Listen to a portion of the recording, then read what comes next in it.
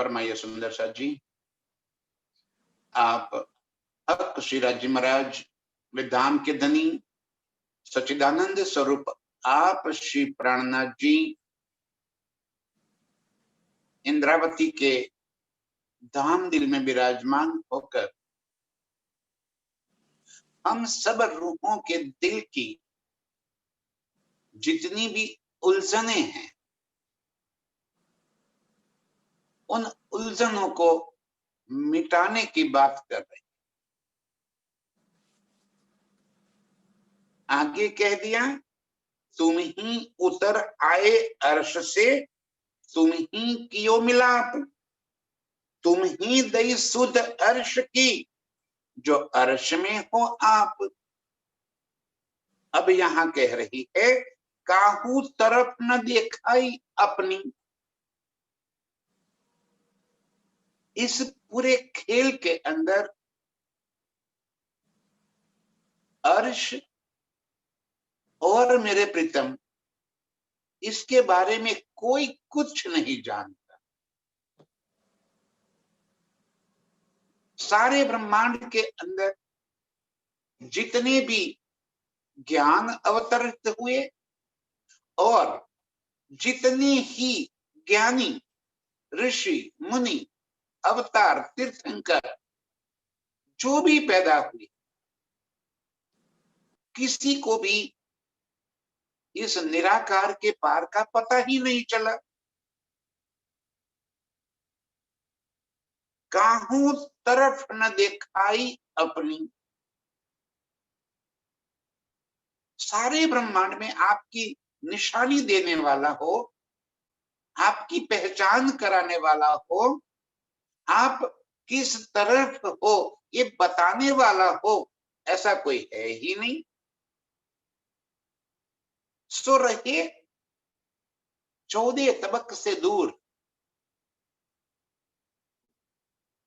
इस ब्रह्मांड से परे आपकी पहचान आप ब्रह्मांड में कभी किसी को हो ही नहीं पाएगी।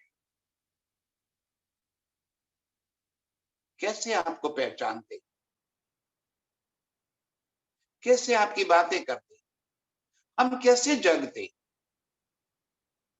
जब यहाँ पे आपकी पहचान करने के वास्ते हमारे पास कोई संसाधन ही नहीं थे, कोई जानने वाला ही नहीं था, हम कैसे आपको पहचान कर लेते। आप इस अर्श से दूर 14 सॉरी इस माया से दूर, 14 लोक के ब्रह्मांड से दूर अर्श में बैठकर हमें इस खेल को दिखा रहे हैं। यहाँ कैसे हम आपको जान पाते, इसलिए कह दिया, खेल भी तुम दिखलाइया दई फरामोशी भी तुम। खेल भी आपने दिखा दिया और फरामोशी भी आपने दे दी, जुदागी का एहसास भी आपने करवा दिया। हमारी नजरों को इस खेल के अंदर मोड़ दिया और इस तरह से मोड़ दिया कि हम अर्श में बैठे बैठे ये महसूस करने लगे कि जैसे हम स्वयं इस खेल के अंदर उतर गए। एक तरफ आप कहते हो अर्श अजीम की कंकरी उड़ावे 14 तबक, एक तिनका अर्श का इस 14 लोक के ब्रह्मांड को उठा देता है, सहन नहीं कर सकता ये ब्रह्मांड। तो हम कैसे इस खेल के अंदर आए, आप कैसे आए, तुम ही उतर आए अर्श से। जो ब्रह्मांड एक तिनका सहन न कर सके, वो ब्रह्मांड आपके आने के बाद भी कैसे टिका हुआ है, हम रूहों को आने के बाद भी कैसे टिका है। अर्श का एक जागृत बुद्ध का इलम हुक्म सब कुछ, अर्श की सारी न्यामतें इस खेल के अंदर आने के बावजूद एक खेल कैसे टिका है। एक तरफ आप कहते हो कि कुछ आया नहीं न कछु गया, एक तरफ कहते हो कि आप ही उतर आए अर्श से। हम क्या समझे, कैसे समझे? हमारी अकल यहाँ पे काम नहीं कर रही। हर जगह पे आपकी बात विरोध हो रही है। हमें समझ में नहीं आ रहा कि आप कहना किस तरह से चाहते हो। तुम ही जगावत जुगते, कोई नहीं तुम बिन खसम। यहाँ भी आप युक्ति करके हमें जगा रहे हो, जगाने वाले भी आप ही हो, आपके सिवा तो कोई और जगा नहीं सकता।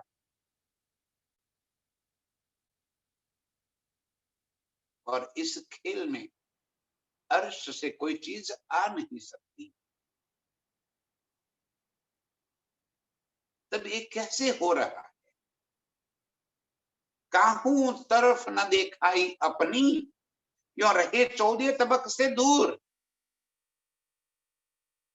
आज तक इस खेल से आप दूर रहे।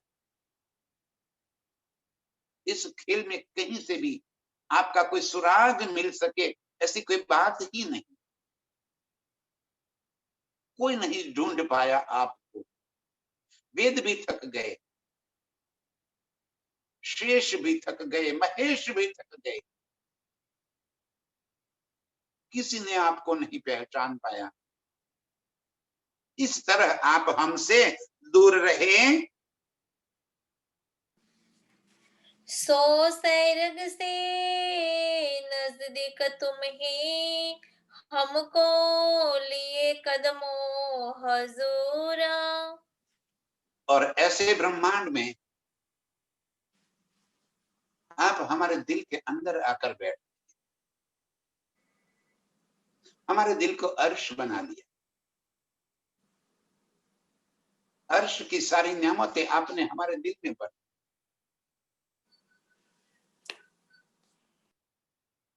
हम ऐसा महसूस कर रहे हैं कि जैसे हम आपके बिल्कुल नजदीक, आपके चरणों में जैसे बैठे हैं, आपके संग खिलवत की एक एक लीला में जैसे डूबे हुए। इतने नजदीक है हम आपसे।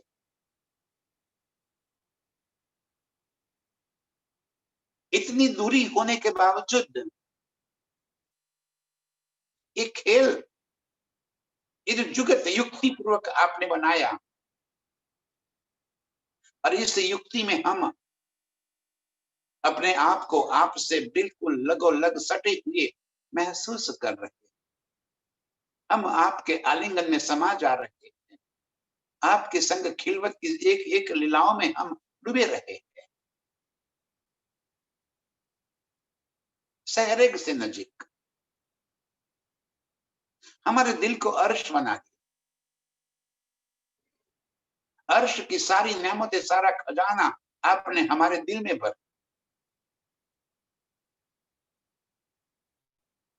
ऐसा आप हमारे दिल में बैठे हो और आपसे हम गुफ्तगू कर रहे हैं, बातें कर रहे हैं, मीठी मीठी आपकी बातें सुन रहे हैं। आपके शब्द अभी भी जैसे हमारे कानों में गूंज रहे हैं।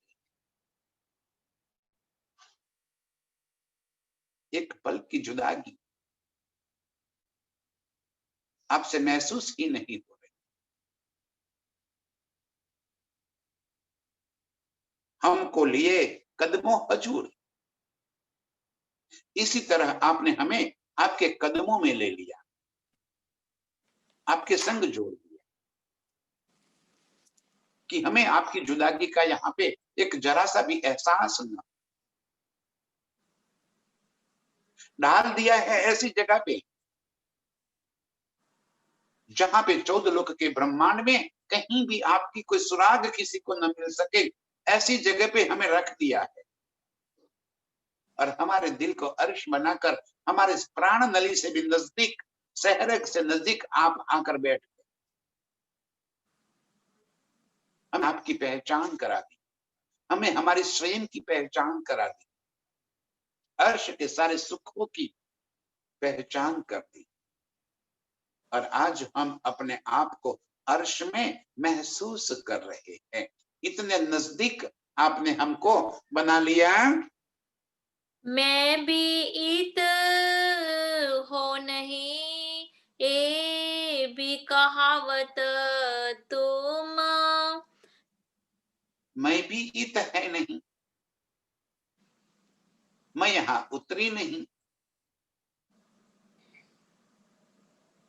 यदि मैं यहाँ पे आई नहीं,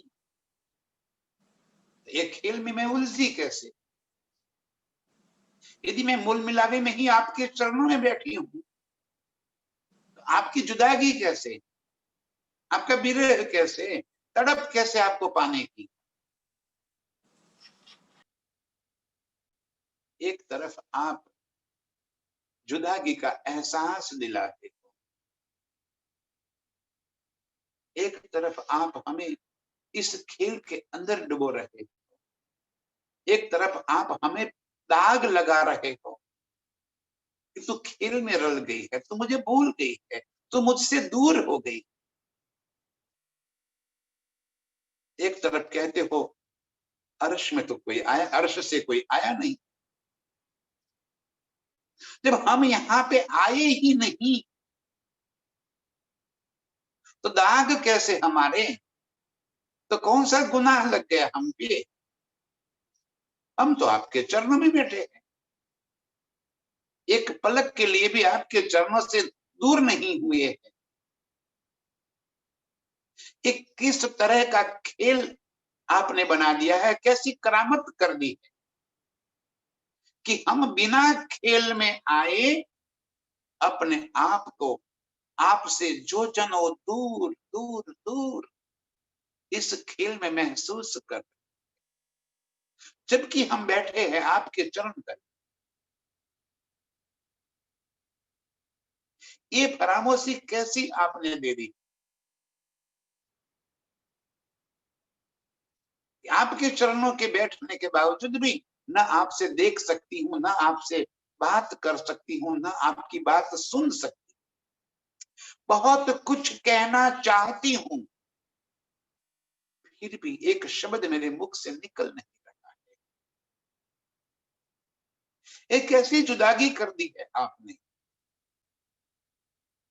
मैं भी इत हो नहीं, ये भी कहावत तुम। आप ही कह रहे हो कि अर्श से कोई आया नहीं। एक तरफ कहते हो कि हम आपसे दूर हो गए, अर्श से यहाँ पे आ गए, आप हमें जगाने के लिए आ गए, तुम ही उतर आए अर्श से, तुम ही क्यों मिला? ये किस तरह का खेल है जहां हम बिना खेल में आए खेल का लज्जत ले रहे हैं और खेल में बैठे बैठे आपके इल्म से अर्श के सुख ले रहे हैं।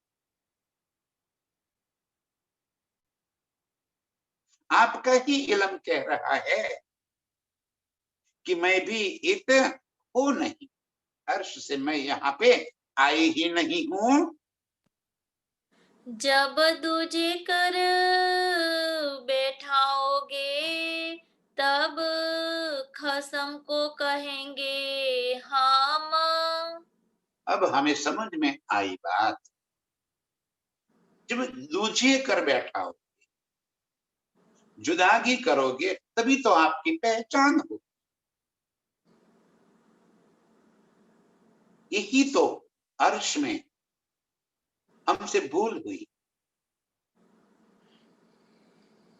कि आपके अंग रूप अंगना होने के बावजूद हमें अपना इश्क नजरों में आया, आपका इश्क हमें दिखाई नहीं दिया। हम अपने आप को माशूक कहने लगे। अब जब तक आप जुदागी नहीं करोगे तब तक आपकी साहिबी और आपके इश्क का पता हो ही नहीं सकता।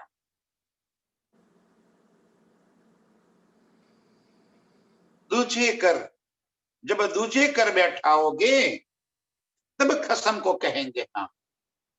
तब हमें आपकी पहचान होगी। जब जुदागी होगी तब हमें समझ में आएगा कि आपके और हमारी निस्बत क्या है, वहदत क्या है। आपका ही दिल का स्वरूप है हम, आपकी ही अंग रूप अंगनाएं है। हमें हमारी भी पहचान अर्श में नहीं थी। हम तो कूदते थे आपके इश्क के बल पर। हम कभी समझ ही ना पाए अर्श की सारी नियामतों को। हम नियामतें समझ रहे थे, वो जैसी है वैसी समझ रहे थे।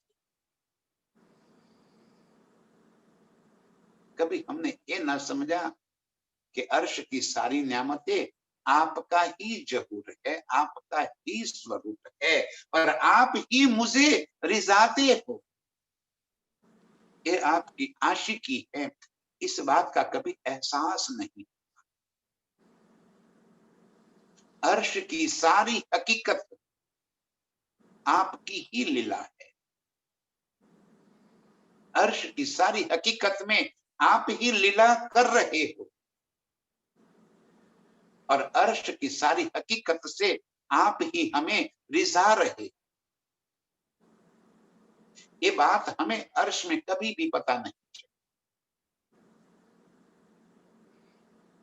आपके कहने पर भी, आपके समझाने पर भी हम ये बात नहीं समझ पाए। जब जुदा कर बैठाओगे, इस वास्ते आपने दिल में ले कि जब तक जुदागी नहीं होगी तब तक आपकी पहचान नहीं। तब कसम को कहेंगे हम। जब जुदागी जुदा कर बैठाओगे तभी तो आपकी पहचान होगी हमें कि आप कौन है, हम कौन। अर्श की नियामतें क्या। इन सारी बातों में हमारे दिल की जितनी भी उलझने हैं, एक एक उलझन धनी जी मिटा रहे हैं। एक तरफ कहते हैं कि खेल में कोई आया नहीं, एक तरफ कहते हैं कि मैं खेल में तुम्हें लेकर आया, और अब जुगत इलम से हमें जगा रहे हैं, युक्ति पूर्वक हमें जगा रहे हैं। एक तरफ कहते हो कि आप तो मूल मिलावे में मेरे चरणों में बैठे हो, और दूसरी तरफ यहाँ पे हमारे दिल के अंदर आप आकर बैठते, सहरग से नजीक आकर बैठते। ये क्या लीला है आपकी। किस तरह से आप हमें इस खेल को दिखा रहे हैं, ये बात हमें समझाओ। यदि हम यहाँ पे समझ नहीं पा रहे हैं इन बातों, बार बार हमारे दिल में इसी बात को कचोट रही है कि ये कैसा खेल है, मैं कैसे खेल के अंदर आई। मैं तो अर्श में हूं, और आपका ही इल्म कह रहा है कि अर्श से कोई आया नहीं। मैं अपने आप को खेल में कैसे महसूस कर रही हूं, और ऐसे खेल के अंदर जहां आपकी किसी को पहचान नहीं है, उसी खेल के अंदर अर्श की सारी बातें मेरे दिल के अंदर आ गई। ये क्या करामात है आपकी। बिना जुदागी किए जुदागी का खेल दिखा दिया, और जहां अर्श की कोई बात नहीं जान पावे, वहां अर्श की सारी बारीकियां आपने हमारे दिल में भर दी। स्वयं हमारे दिल में आकर बैठे, और हमें खेल में बैठे बैठे अर्श की लज्जत दे दी। ऐसा महसूस हो रहा है कि मैं स्वयं जैसे अर्श में आपके संग जुड़ी, यही सुख सेज्या पर मैं आपके अंग का सुख ले रही,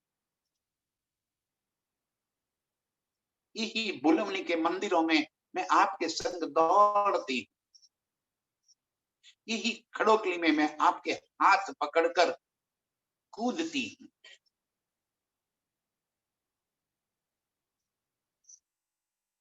पता नहीं क्यों खेल में बैठे बैठे मैं अर्श के एक एक सुख की लज्जत ले रही हूं। 21 तरह का खेल, ये आप मुझे बताइए। दूजे तो हम है नहीं, ये बोले बेवरा वाहिदत का। एक तरफ जब दूजे कर बैठाओगे, जब जुदागी करोगे, तब आपकी पहचान होगी। और आपका वहदत का बात ये कह रही है, आपका इल्म ये कह रहा है कि वहदत में दूसरा कोई हो ही नहीं सकता। आपसे अलग स्वरूप होने के बावजूद हम आपकी अंग रूप है, आपकी ही अंगनाएं है। स्वलीला अद्वैत में आप ही हमारे रूप के अंदर लीला कर रहे हो, यही तो वहदत है। तो जुदागी कैसे करोगे? जुदे दूजे तो हम है नहीं। ये किस तरह की उलझन आप दे रहे? एक तरफ कह रहे हो जब दूजे कर बैठाओगे तब होगी आपकी पहचान, जब जुदे हो जाएंगे तब आपकी पहचान होगी। अब आपका वहदत ये कह रहा है कि हम दूजे है ही नहीं। जब दूजे है नहीं तो दूजे करोगे कैसे? कैसे आपके अंग को आपके अंग से जुदा करोगे? ये कैसे हो सकता है कि आपकी वहदत की बातें गलत हो जाए? ये कैसे हो सकता है कि आपका अंग आपसे अलग हो जाए? ये कैसे हो गए? दूजे तो हम है नहीं। अर्श में आप ही तो चारों तरफ जहूर लेकर बैठे हो। हम भी आपके स्वरूप है और पूरा अर्श भी आपका ही स्वरूप है।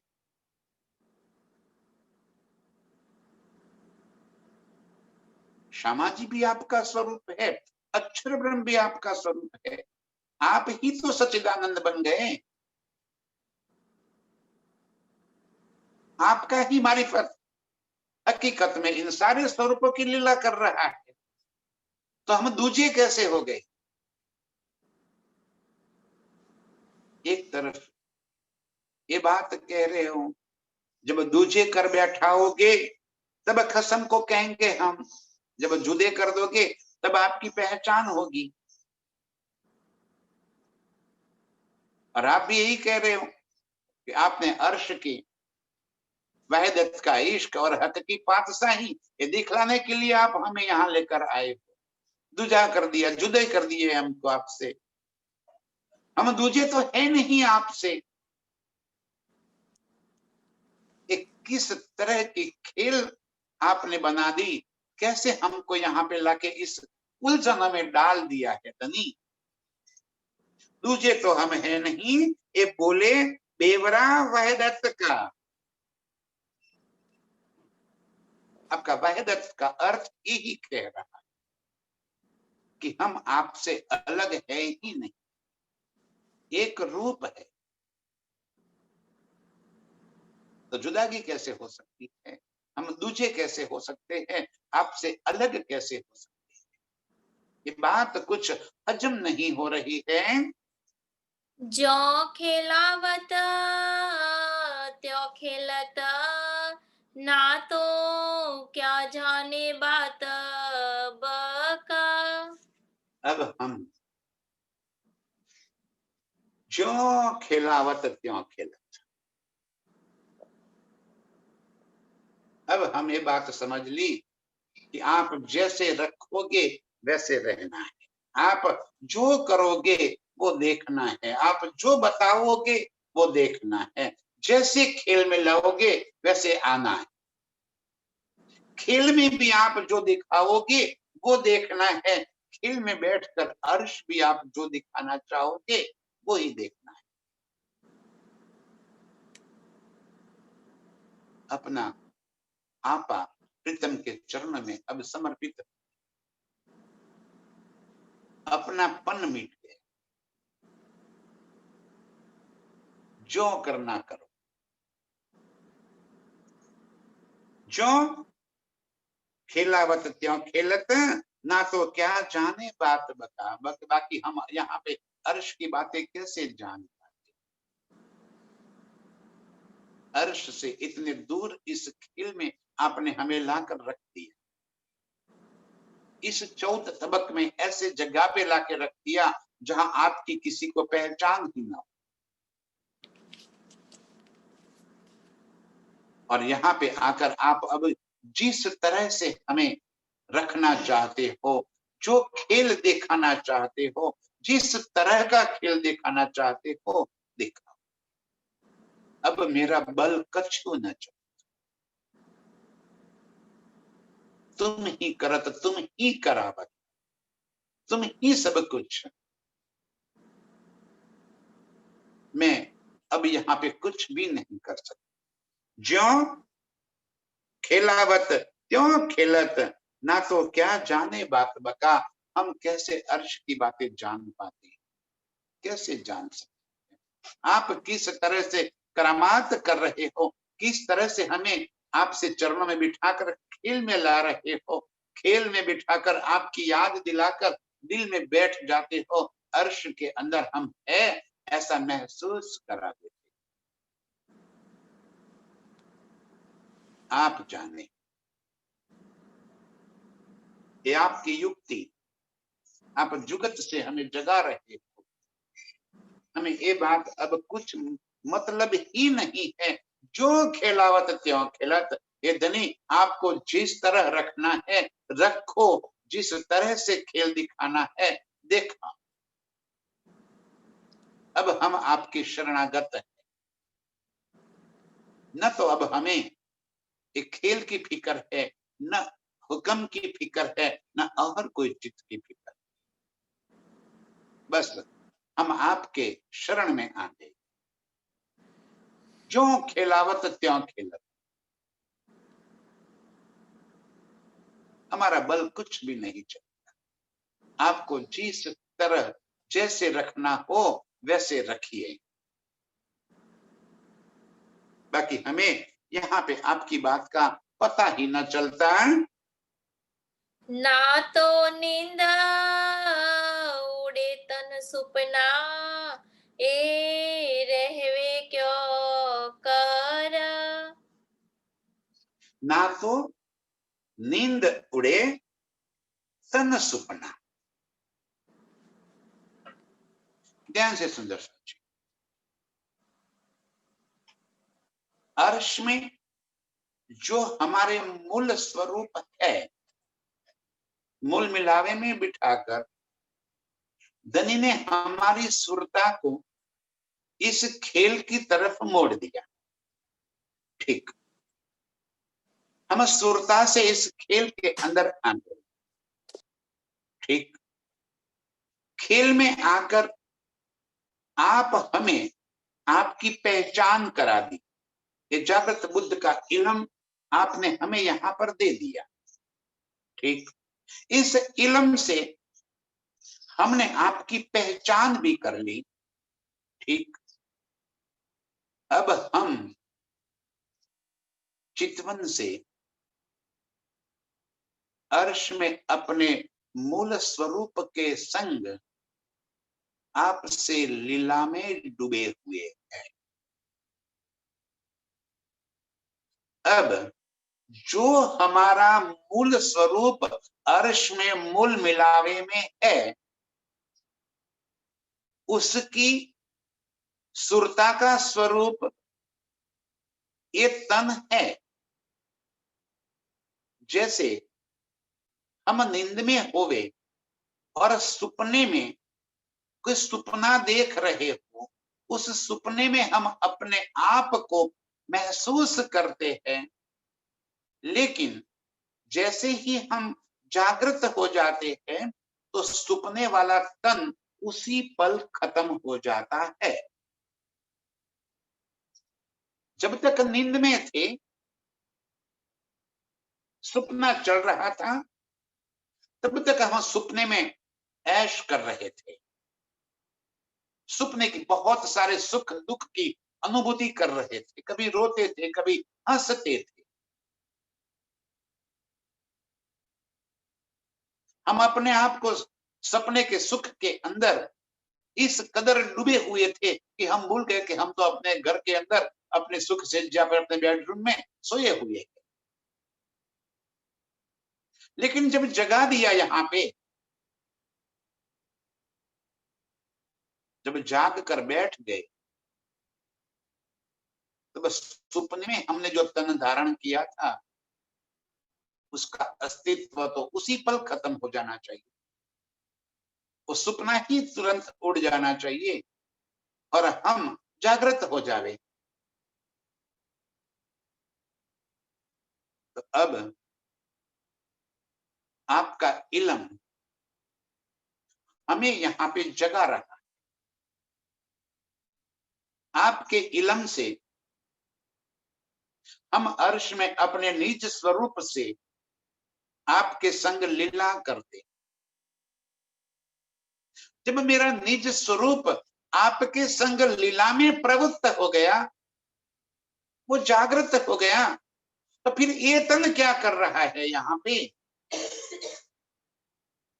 ये तो सुपना का तन है, ये तो उसी पल उड़ जाना चाहिए। ये क्यों खड़ा है और ये क्या बातें कर रहे हैं हम यहाँ पे आज? कैसे आपके स्वरूप श्रृंगार की बातें करते हैं, कैसे अर्श की बातें करते हैं? ये तन कैसे बोल सकता है? जब मेरा निज स्वरूप जागृत हो जाए, जिसकी सुरता इस तन के संग जोड़कर अर्श की बातें बता रही थी, ठीक है, वो जागृत हो गया, फिर ये तन तो उसी पल उड़ जाना चाहिए। देखो, एक करामात एक किया हक का, कैसे किया हक? ना तो नींद उड़े तद्न सुपना, ए क्यों कर? जो स्वरूप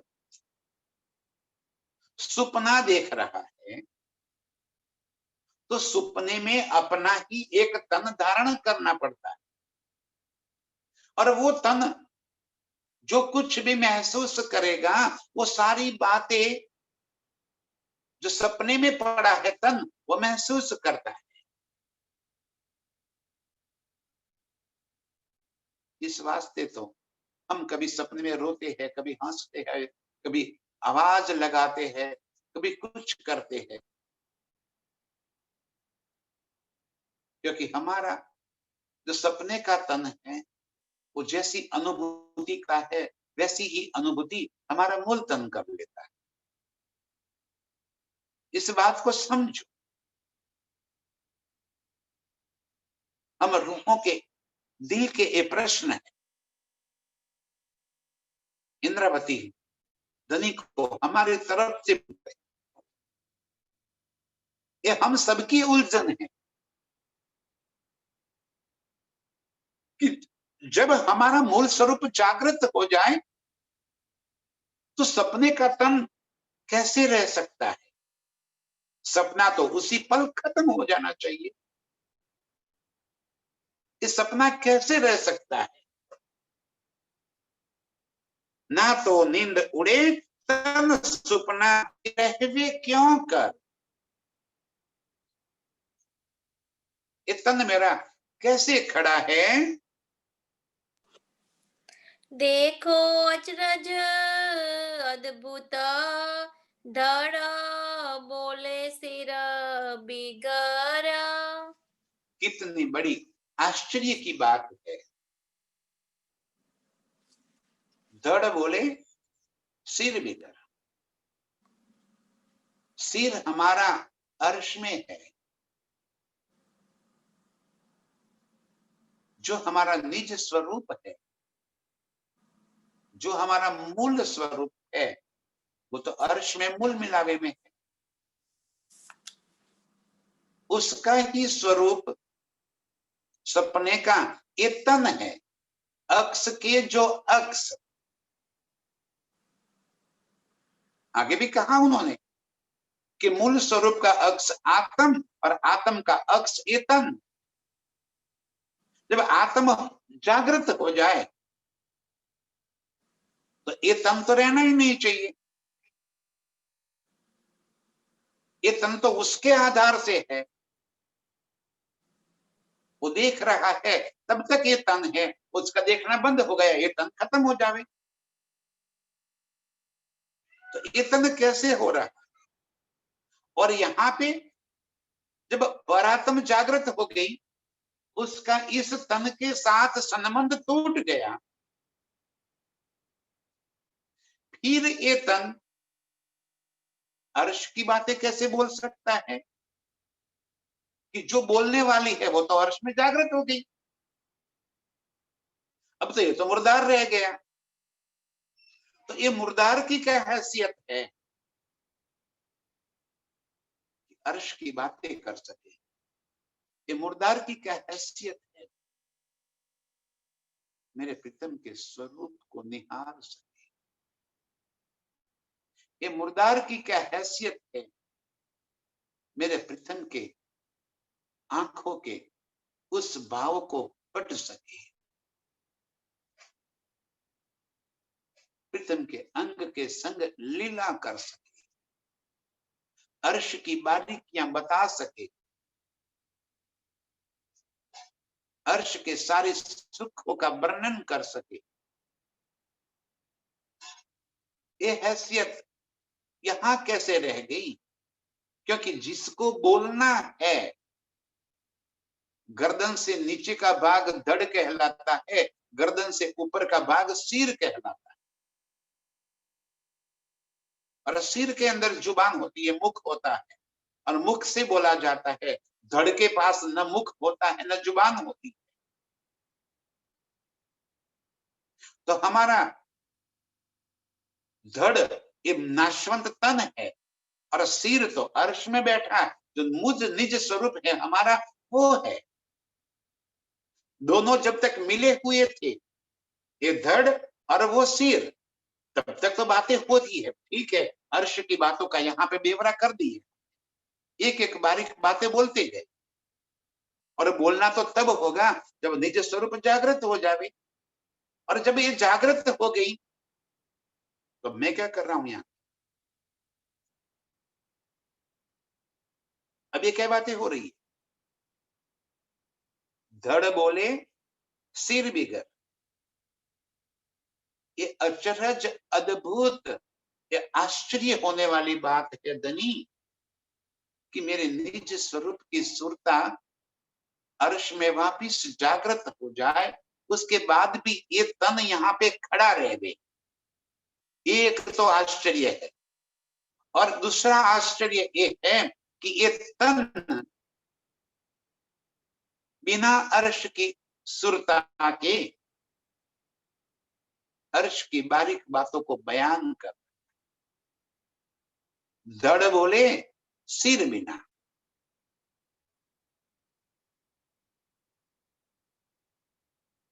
जब मेरी सुरता अर्श में लग गई, चितवन से प्रीतम के संग में लीला में जुड़ गई, तो लीला तो मेरा निज स्वरूप कर रहा है, ये तन थोड़ी कर रहा है। ध्यान से सुंदर साथ जी, जो बात यहाँ पे कहने जा रही है, कही जा रही है, इस बात के मर्म को समझ। निज स्वरूप की सुरता इस नश्वर तन के अंदर आई, और इस वास्ते तो इस तन ने अंगना का दावा ले लिया। बाकी ये तन तो मिट्टी में मिटने वाला, ये कैसे दावा ले सकता है अर्श की रूह का? वो अखंड अविनाशी रूह का दावा लेने का अधिकार इस नाशवंत तन को कैसे हो सकता है? ये तो मिटने वाला है।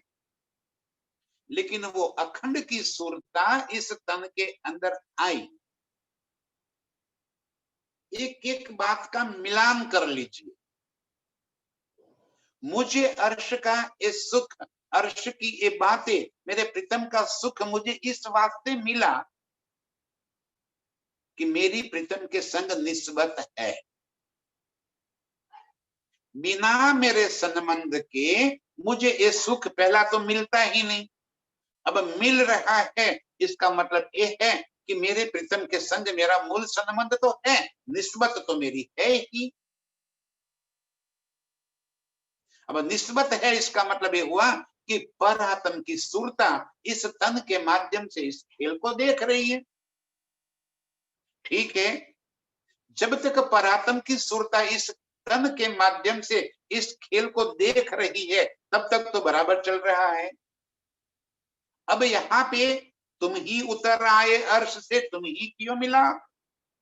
जब आप अर्श से उतर आए, हमसे मिलन किया, आपके अर्श के जागृत बुद्ध का इलम दे दिया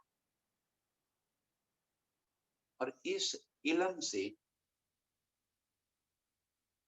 मैंने हुज्जत ले ली, दावा ले लिया कि मैं ब्रह्म सृष्टि।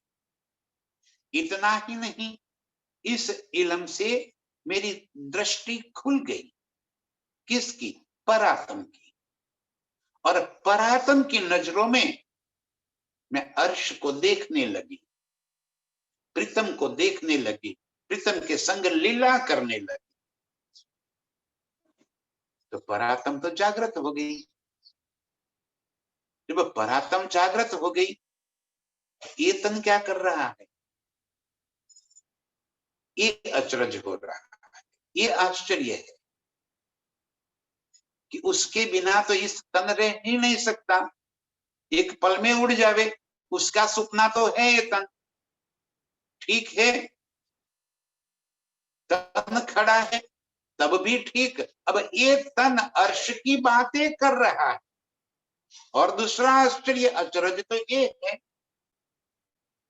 जब मेरे अंदर से मेरी परात्म जागृत हो गई, तो मेरा सर तो अर्श जागृत हो गया, अब बचा धड़। तो ये धड़ अर्श की बातें कैसे कर रहा है?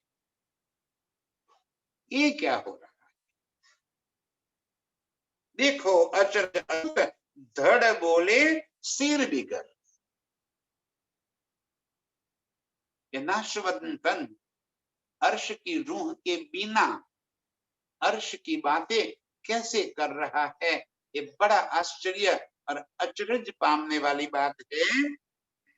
गढ़ दो एक सुकन कहे, तीत अचरज बड़ा होए। बिना सर से धड़ एक भी शब्द बोल देवे तो भी आश्चर्य हो जाए। ये सर कटने के बाद गले से ऊपर का हिस्सा अलग हो जाने के बाद जो धड़ बच रहा है वो कभी भी एक भी शब्द बोल नहीं सकता।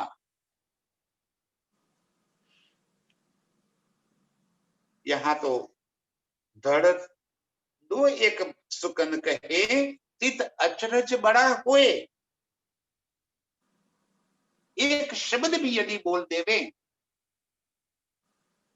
आश्चर्य हो। बिना सर के धड़ कभी बोल ही नहीं सकता।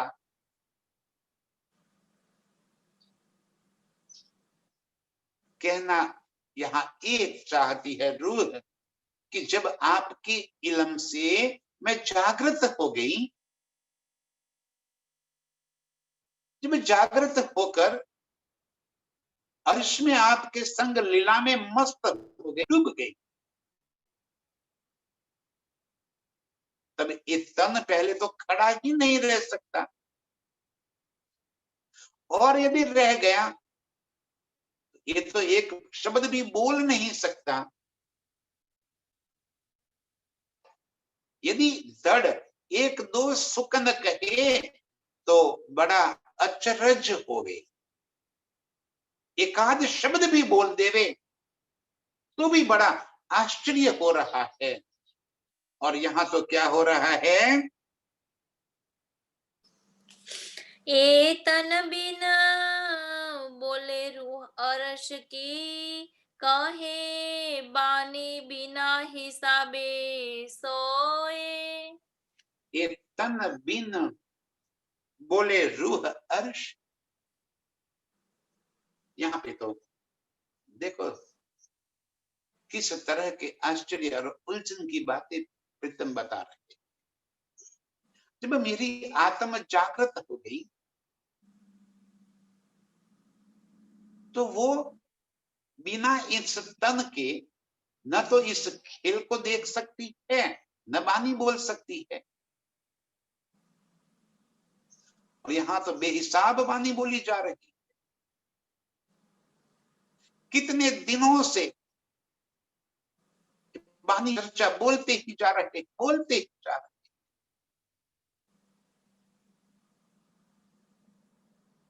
और ये भी बात है कि ये बोलने वाला तो कोई और है। ये बोलने वाले की यहाँ पे जो तन बोल रहा है, उस तन की तो हैसियत ही नहीं है कि एक शब्द अर्श का बोल सके।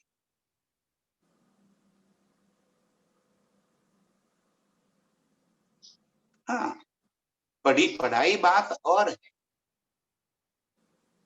लेकिन जब अर्श की बातें देख कर बोलना, वो तो कैसे संभव है इस तन के लिए। जब अर्श की रूह इस तन से अलग हो जाए तो ये तन की सुरता अर्श में कैसे पहुंच सकती है। अर्श की बात ये तन कैसे बोल सकता है। ये तन की तो कोई क्षमता ही नहीं है। एक एक अर्श के दृश्य हमारी आंखों के सामने कैसे निकल सकते हैं। ये मूल मिलावे की चारों तरफ की दीवारों के अंदर जिस तरह का दृश्य चल रहा है,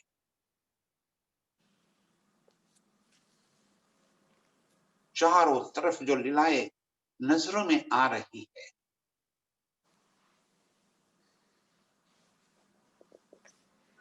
बिना रुके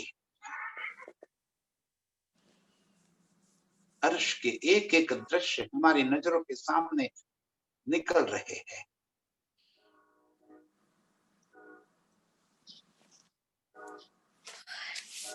बिना देखे कैसे हो सकता है।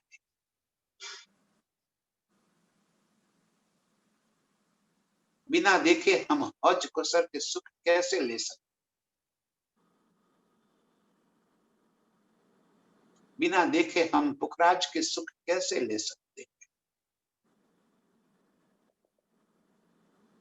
कैसे अपने मूल स्वरूप के बिना हम खजाने के ताल में डुबकियां लगा सकते हैं। ये तन थोड़ी डुबकी लगा रहा,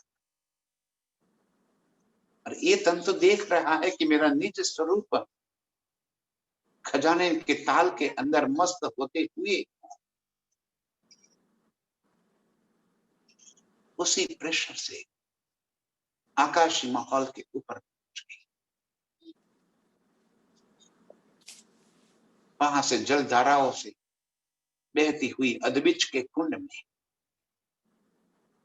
वहां से मूल कुंड डपी चबूतरा, डपी जमुना जी मोड़ खाकर पाट घाट से होकर ओए हुए हुए हुए कैसे मैं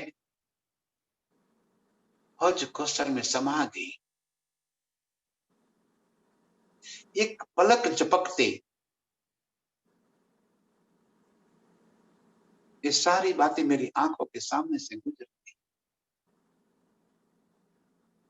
ये कैसे हो सकता है। इस तन की तो कोई ताकत नहीं है कि अर्श के इन सुखों की लज्जत ले सके।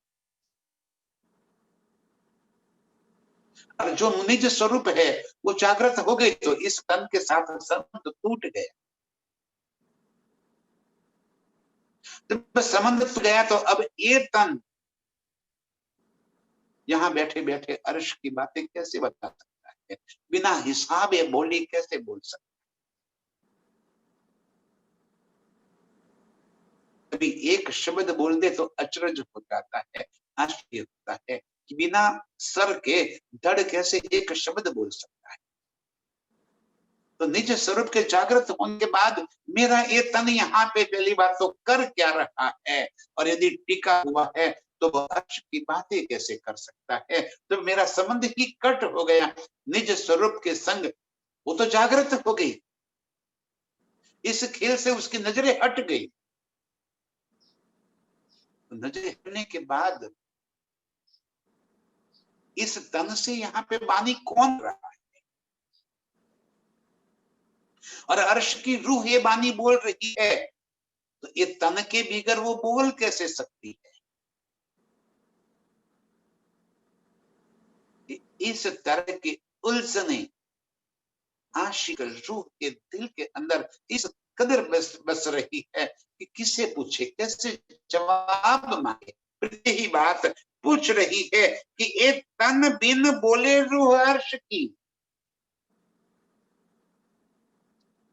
जब संबंध टूट गया इस तन के साथ जागृत होने के बाद, तो अब अर्श की रूह इस तन के बिगर कैसे इन बेहिसाब वाणी को बोल रही,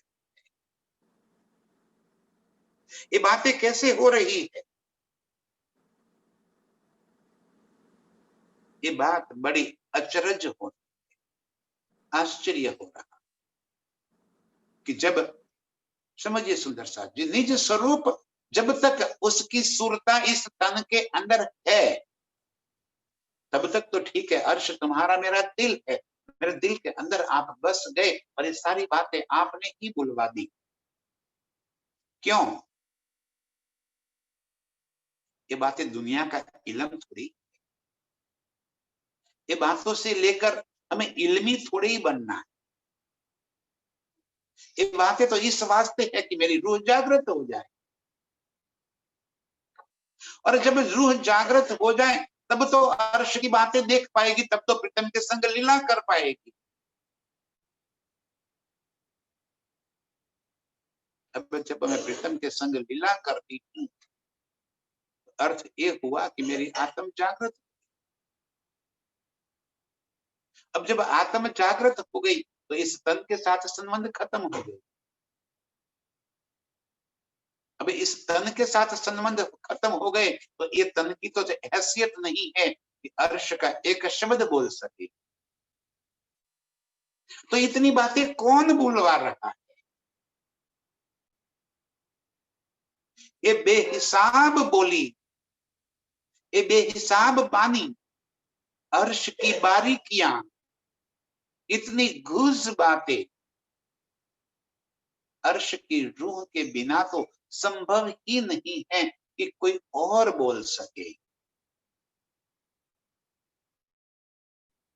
कहे कहावे प्रीतम, वही खेले, वही खिलावत, वही बोले, वही बोलावत। आशिक रूह को एक ही बातें उलझन में फंसा रही है कि एक कैसा खेल है जिस खेल में आपकी पहचान होने के बावजूद भी मैं यहाँ पड़ी पड़ी आपकी बातें कर रही हूँ, आपके अर्श में जागृत होने के बावजूद इस खेल में आपके स्वरूप की बातें। ये अचरज, ये आश्चर्य, और इन आश्चर्य से मेरे प्रीतम के जा और कोई हमें बाहर नहीं निकाल सकता। हमें तो बस प्रीतम के चरणों में शरणागत कर ले। खेले खिलावे आप, देखे देखावे आप, जो कुछ भी कर रहे हो वो आप ही कर रहे हो, बस इससे सिवा और अधिक मैं कुछ भी नहीं कह सकती।